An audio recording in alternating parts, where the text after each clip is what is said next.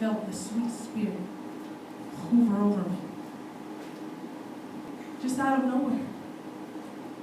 Hovered over me. And so I looked at my crazy coworker and I said, hey! I said, I'm feeling all right. I said, because I feel the sweet spirit. He told me, you're going to be all right. And my coworker, he looked at me back and he said, that's good.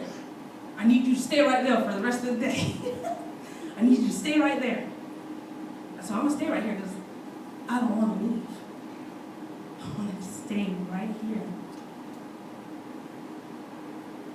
And so my question on today for you is, when is the last time you felt the Holy Spirit? When is the last time you felt the Holy Spirit, the presence of God upon you?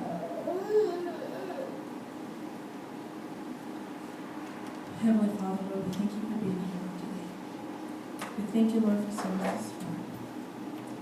As we get into your word, I ask you to decrease flesh and increase your Holy Spirit, that someone may be healed, delivered, and set free, inspired to have a relationship with you and walk even closer with you.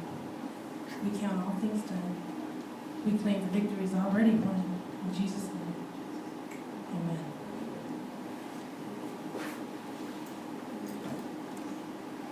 Today we're going to cover in the book of St. John, chapter 4. And this is regarding the woman at the well, or you could say Jesus and the Samaritan woman. But we're going to cover St. John, chapter 4. But our key verses is going to be in verse 23 and 24. And I'm going to read the English Standard Version. And it says, but the hour is coming and is now here when the true worshipers will worship the Father in spirit and truth. For the Father is seeking such people to worship him. God is spirit, and those who worship him must worship in spirit and truth. Amen.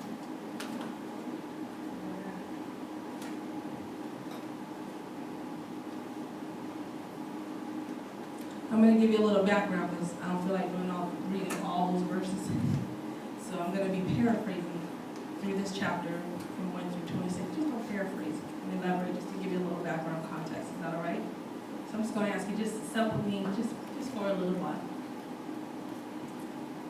Jesus was on a journey at this point in Scripture, making his way back to Galilee. But he had to go through a town called Samaria.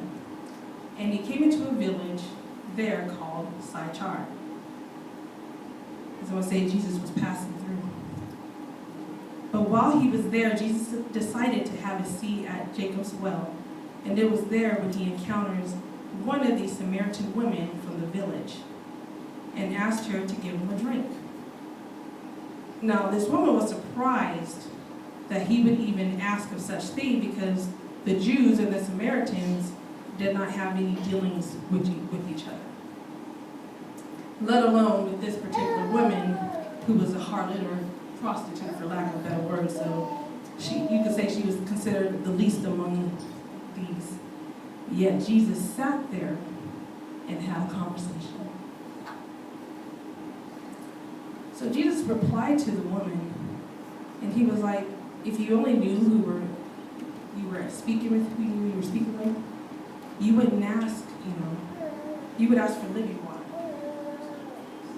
In other words, instead of me asking you for something to drink, you would have been asking me instead. So the woman who was, still stuck on the physical, not really having a lot of spiritual insight, and that's all right, was asking how he could give her water without nothing to draw it up from the well. So Jesus continues in the dialect to tell her how those who drink from this water, we're talking about the water from the well, will thirst again. But the water that I will give, which was a gift from his Father, will become in him a fountain of water springing up into eternal life.